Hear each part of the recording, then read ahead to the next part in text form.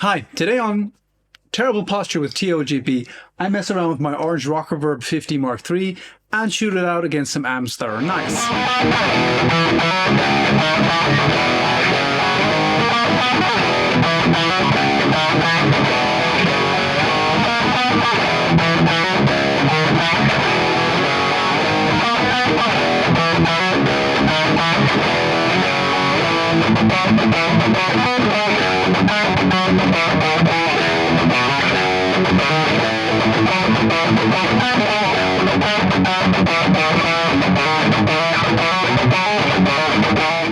Yep, that's what an office job and playing guitar in shrimp position does with your posture after a few years. Anyway, the Orange Rockerverb. I've had this amp for several years now, I think 5 or 6 even, because I bought it from my buddy before Brexit started. And I've always liked the amp, but I've never really loved it. And the reason why I have a renewed interest in it is that earlier this year I had a conversation with a few friends about the KHE Audio Prometheus, my new favorite amp right now. And one of the guys who also has a Rockerverb and the KHE Audio Prometheus said they seemed rather similar to him. And my reaction to that was, what? No, not at all. So for my second Prometheus video, I lined up the Rockerverb for the shootout, and much to my surprise, it held up against the Prometheus. It sounded rather similar, in fact. So I had to concede that my perception might have been skewed a bit by the brand image, visuals perhaps, and that maybe I should give the Rockerverb another look. And that's what I'm doing today. I've got the Rockerverb on a somewhat matching cab. This started life as an Orange PPC 412 HP8, which they brought out for the Thunderverb series. It was loaded with K100s. This one has an X pattern of K100s and my Celestion Vintage 30s from 1986, the year 1 V30s. The V30 is on this side and the K100 is on that side. Both of them are 8 ohms. This is an 8 ohm cab. That's the main difference to a regular PPC 412, which is a 16 ohm cab. Both are mic'd up with Shure SM57s. I'm not sure if I'm going to use the K100 in the video yet. Felt cute, might delete later. Anyway, I'll probably put a little caption down there in the video to tell you which speak you're hearing at the time. I'll be boosting the Rockerverb now and then with 2 overdrive pedals, the Maxon OD808X for the more regular boosts, and I have this Dirty Tree here that I think works really well with the Rockerverb. I'm going to be using that as well too. I have a KHE Audio key and gate in the loop that I'll mostly keep off. Just for the talking parts, I'm going to put it on so you don't have to listen to a wash of white noise at the same time as I'm talking. The Rockerverb has a very simple layout. It's a very minimalistic amp, which actually really appeals to me. It has 2 channels, a clean channel with a bass and high EQ, so 2-band EQ, a dirty channel with gain, volume, and 3-band EQ, and some bells and whistles here, an attenuator inbuilt, which is probably my favorite feature of the amp, and a built-in spring reverb. But despite being rather minimalistic, it covers a lot of ground. It's a very versatile amplifier, especially the dirty channel, which we'll go into now. We can switch between full and half power here, and this is the channel switch. So yeah, let's get into it.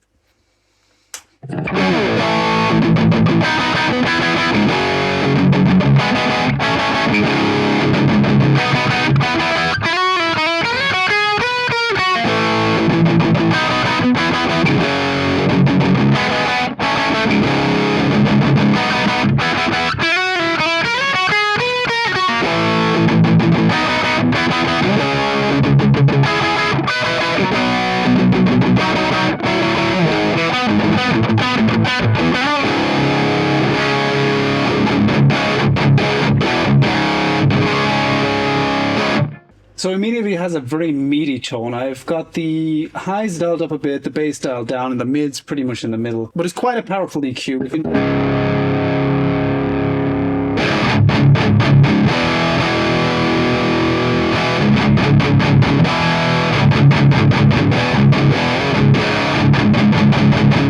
We dial the bass up, it gets thundering very quickly.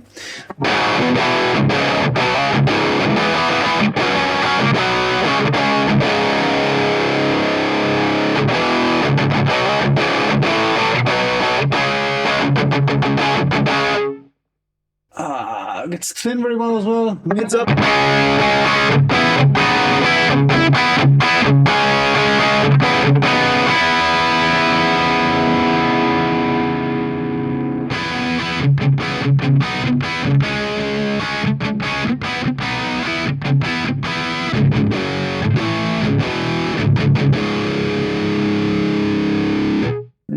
it all.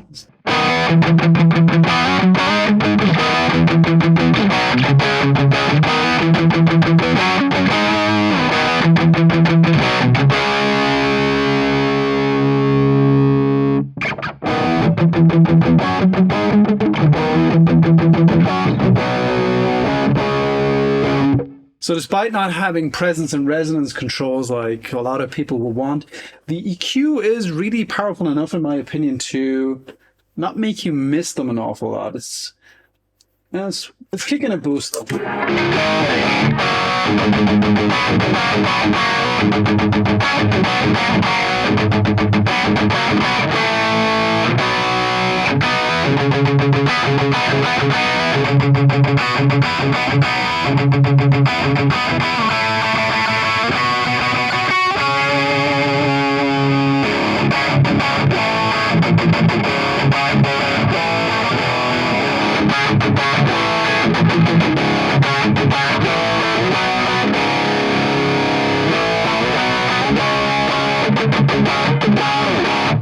Let's try the other boost just to see how much of a difference that could make.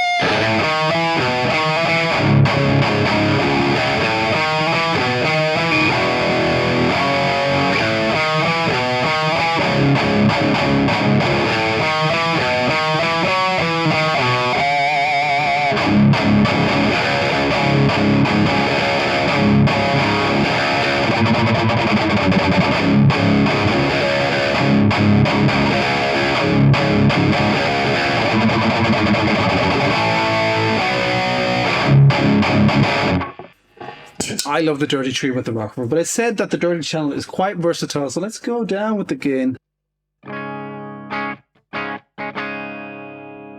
Okay, screwing with me there.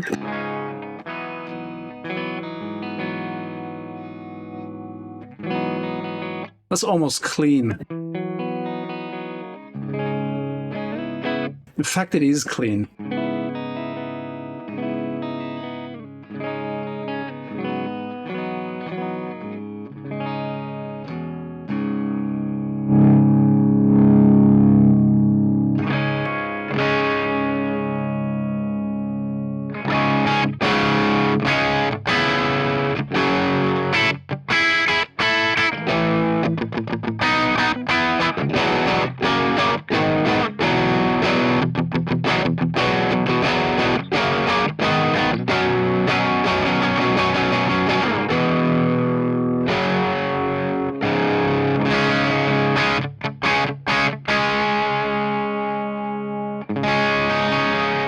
Let's up the gain another little bit. Before I do that, as I up the gain, you'll notice that it kind of clips into certain positions. That is the one thing that really annoys me about this amp.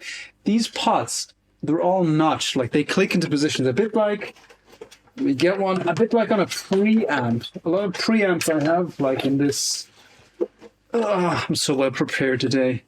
Like this Neve 1073 LB. This is the gain knob and it clicks into positions, which is really convenient when you're trying to recall something you recorded. You can make notes. I had the Neve on, I don't know, mic 45.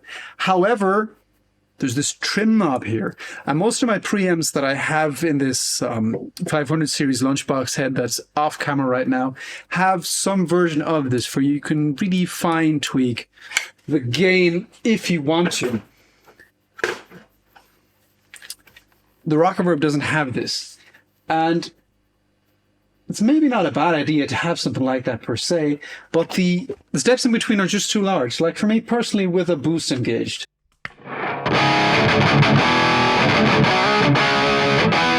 That's just quite not enough gain for my personal taste, but if I go up one more notch,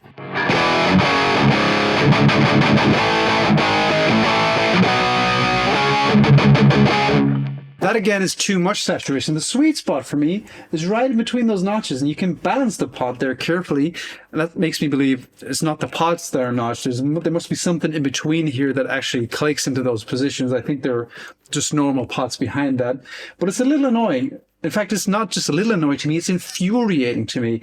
This is, I don't know, it just pisses me off in an irrational way. I shouldn't be so angry about this, but it annoys me every time. That might be the reason why I've failed to fall in love with this amp overall this time. Like I just have to mess with it probably, or sell it and get a Mark II, I don't know.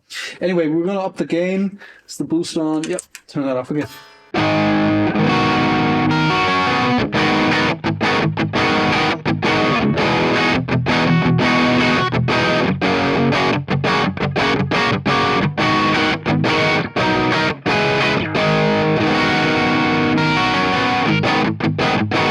So up it one more notch.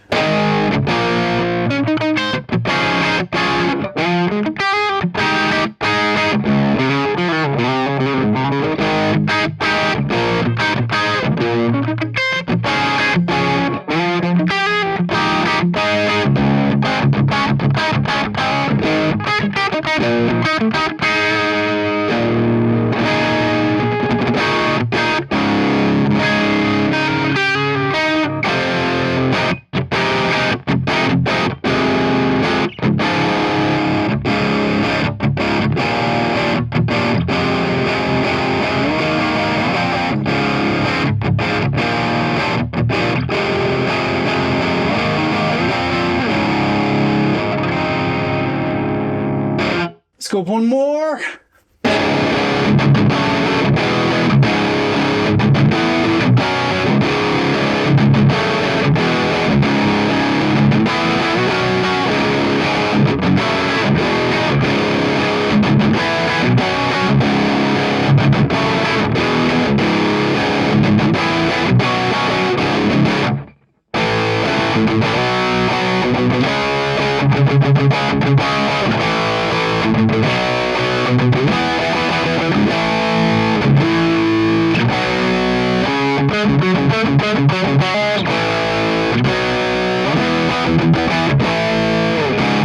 And it goes all the way up to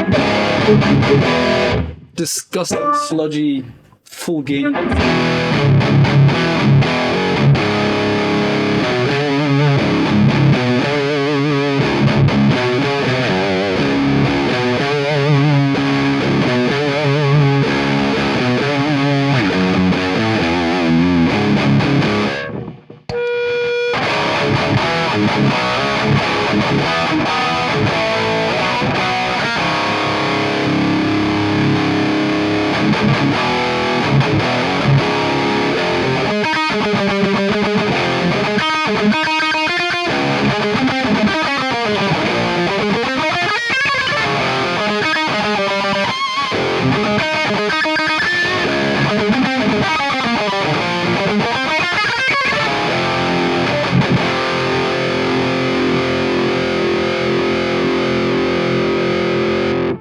So as you can hear, that's a fantastic range on that channel. It goes from pretty much crystal clean all the way up to sludgy, doomy. And with the boost in front, you can get pretty much any tone you want from it.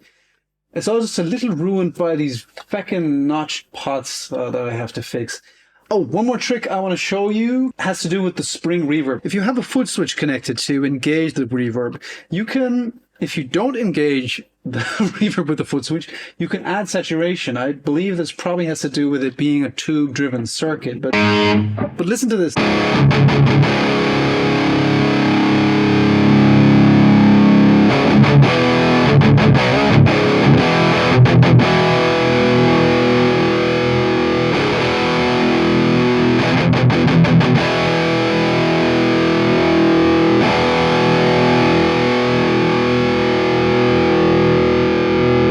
I don't know if it comes through the microphone, but there's a real subtle increase in saturation when you dial up the reverb pot without having it engaged. And speaking of reverb, that's a fantastic sounding reverb.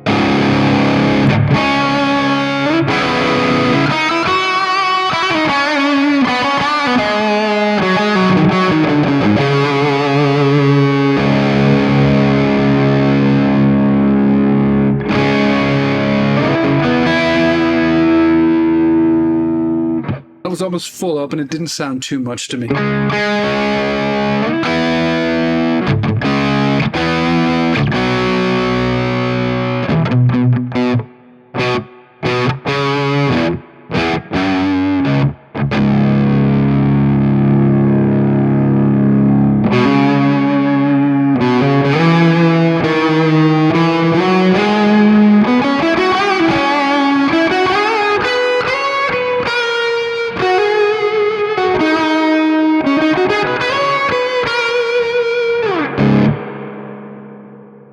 So if you're capable of playing leads, unlike me, I bet you can have a lot of fun with that. The other cool feature before we finish up with the clean channel, before we go to the shootouts, is the built-in attenuator. And that's my favorite part of this amp, because when I play in my office space upstairs at night without wanting to wake people, I'd often just hook up the preamps to the power amp of the Orange and dial up the attenuator, because it works fantastic.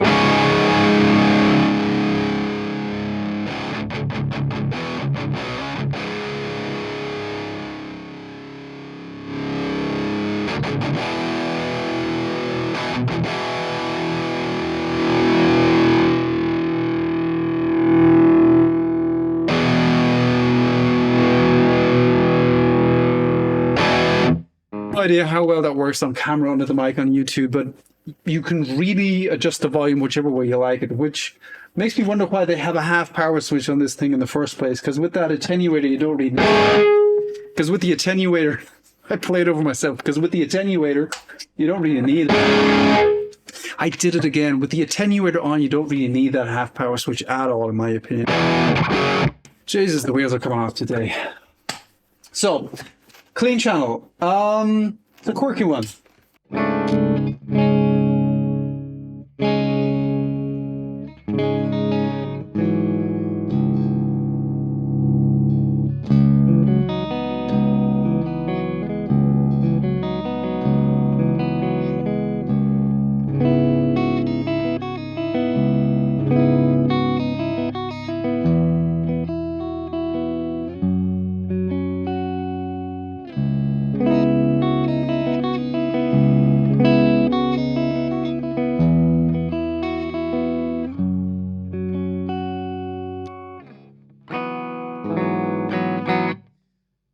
It's got a lot of headroom, but it sounds weird. It's got a weird EQ. If you can see, I have the bass down pretty low and the highs up high.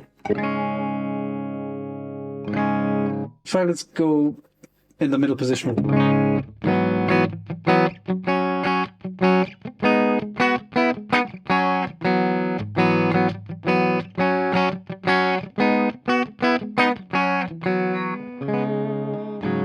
Sounds kind of odd to me. Not unpleasant, but just odd. And you'll see in the shootouts in a sec what I mean. In fact, let's dial the dirty channel clean and compare those.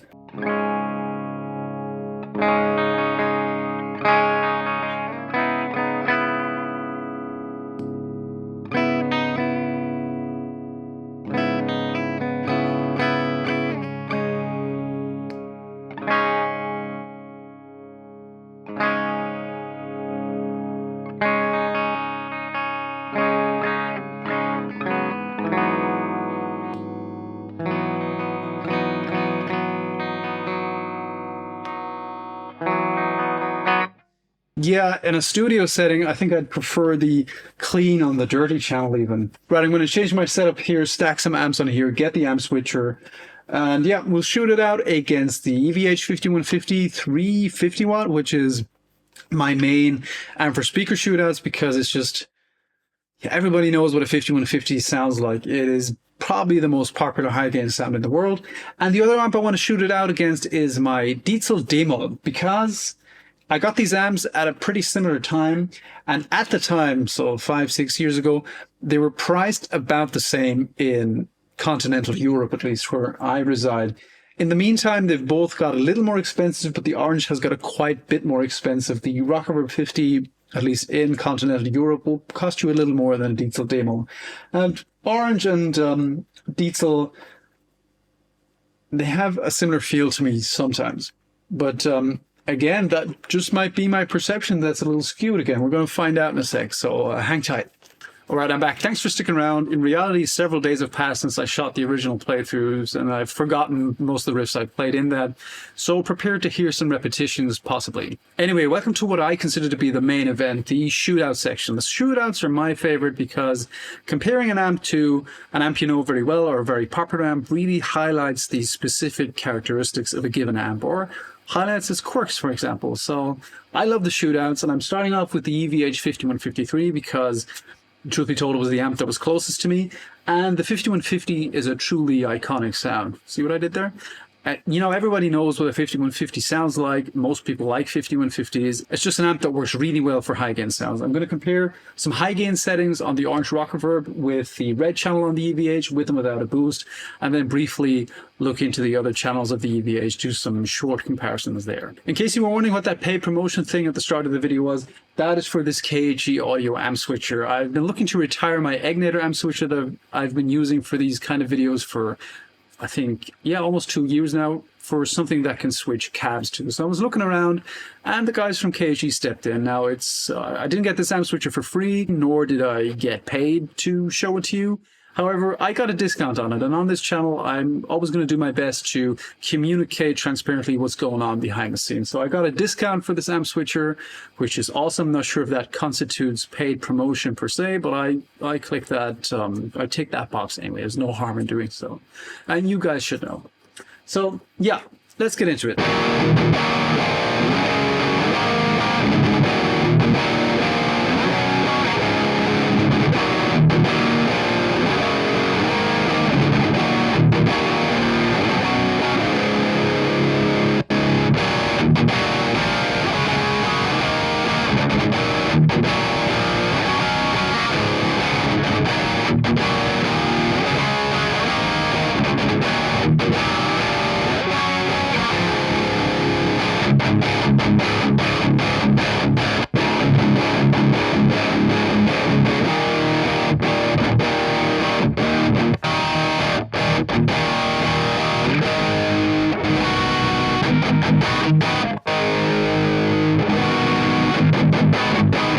So it's immediately noticeable to me that the EVH has a much tighter sound. It's got a much faster attack, and the Orange is just thicker.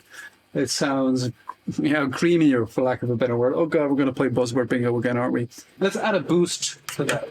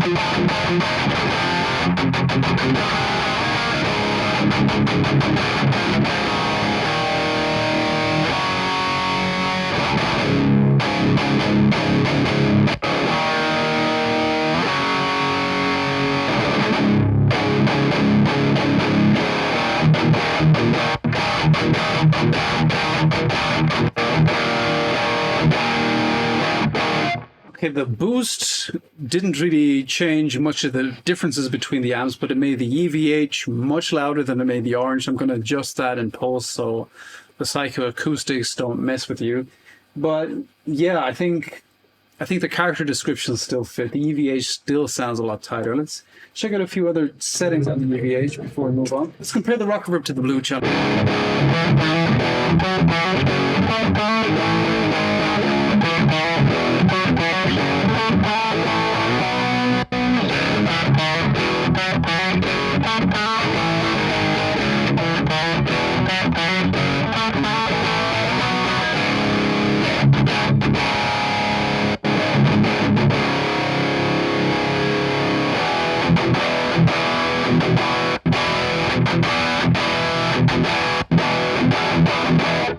Same thing on the blue channel. The EVH responds much stronger to the boost in front than the orange does. Now, before we move on to the Diezel, let's check out the clean channels. I alluded to something in the playthrough for the orange.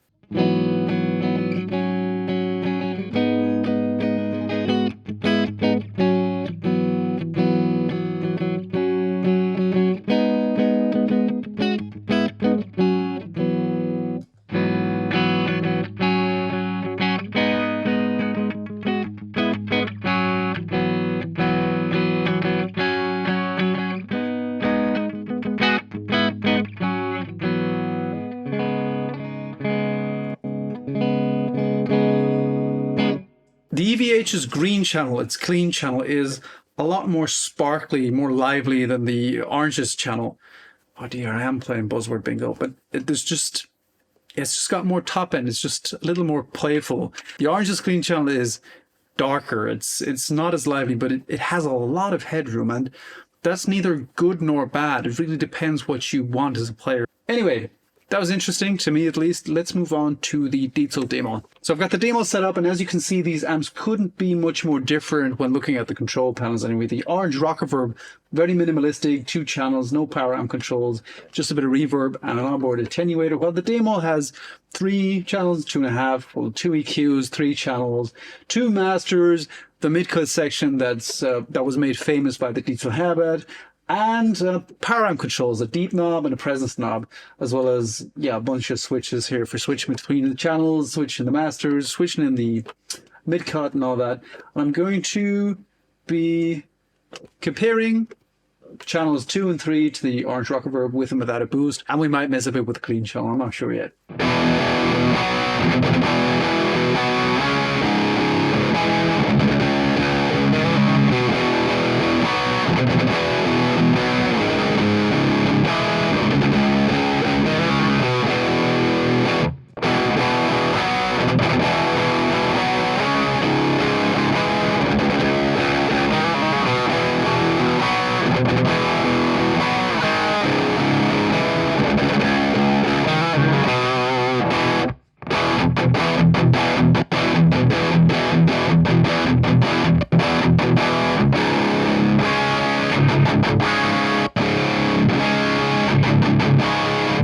These feel much closer to each other after all. I was wondering if that was just my bias or if it actually was that way. I think it's the first time that I've actually compared these on an amp switcher, and while the mid-voicings seem a little different, the feel and overall response isn't too far off from each other. Let's add a boost.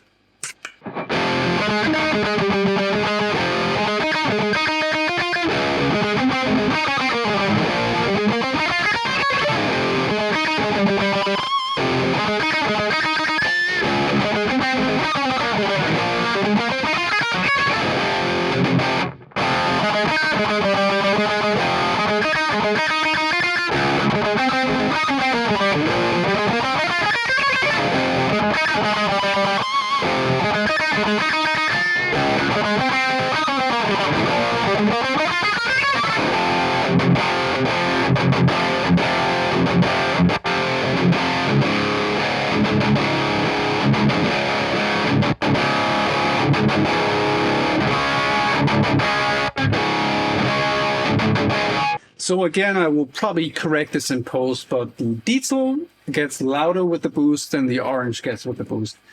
But again, the characters of the amps stay intact, or the characters of the amps plural stay intact. Let's change this Diezel to channel 2.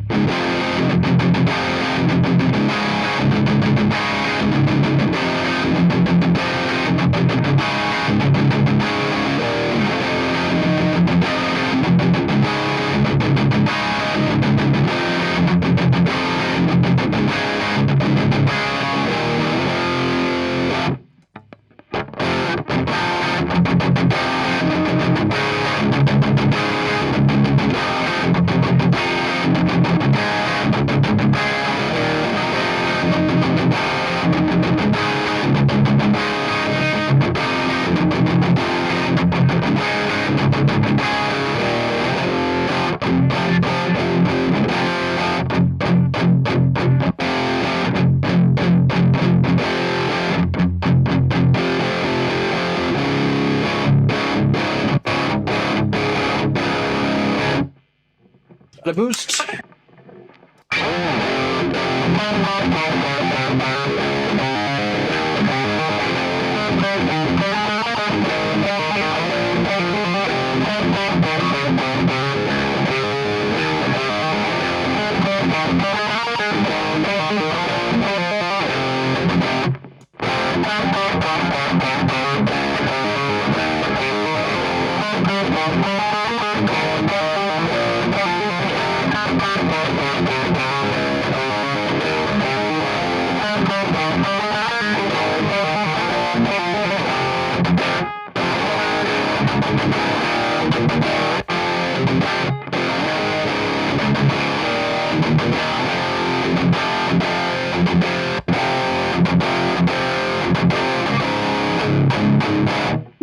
I think I slightly prefer the Diezel's response. Let's add the mid-cut.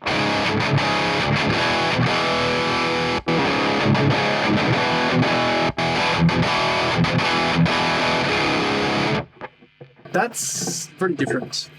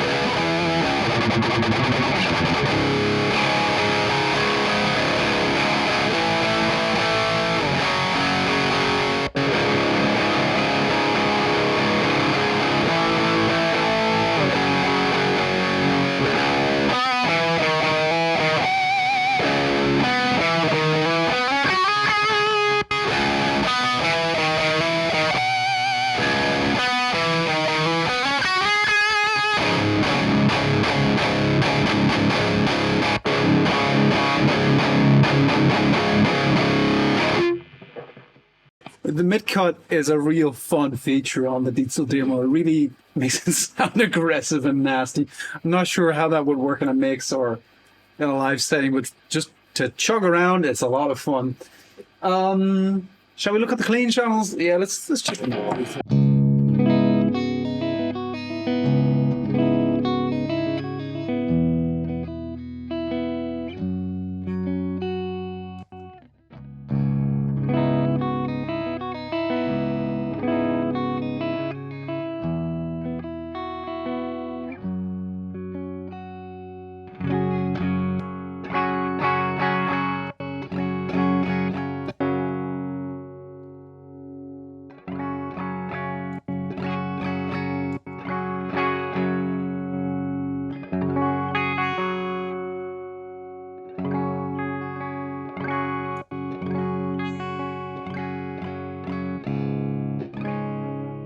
Yeah, again, the clean channel on the D-Moll as opposed to the one on the Orange is a little more sparkly, a little brighter, a little more engaging to me at least, while also maintaining a lot of headroom. The gain knob on the Diezel really gives the Diezel the advantage over the Orange when it comes to the clean channel, if you ask me. That and the 3-band EQ just makes it more versatile. I'd say that round goes to the Diezel. So that'll do it for me today, but I have one question for you before I finish this up. How do you like these shootouts with real cabs? Beforehand, I used to do it with a load box and headphones. The advantage that has for me is I can hear a lot more clearly what's going on. It's much easier for me to pick up the nuances of the amps when I'm hearing a simulated mic signal as opposed to a room sound with room reflections and all that stuff going on. The advantage of this method is it's a lot more fun, for one thing, for me at least. And, well, it's the real thing. Even though I am a proponent of IRs, I think they are one of the best things that ever happened to the guitar playing world. And I think they sound like real cabs, but some agree. So let me know, which do you prefer? Do you prefer I do these with real cabs, or should I go back to using load boxes with IRs and be able to communicate more clearly what I'm experiencing while playing that? Ideally, I'd have this cab in a different room and I'd be listening to the mic sounds on headphones, but unfortunately that's not feasible right now. If you're still watching and like this video, please phone your mom, talk to her. I'm sure she'll be happy. Unless she's a horrible person, then don't phone her. Thank you so much for watching. I hope to see you in the next video. Bye.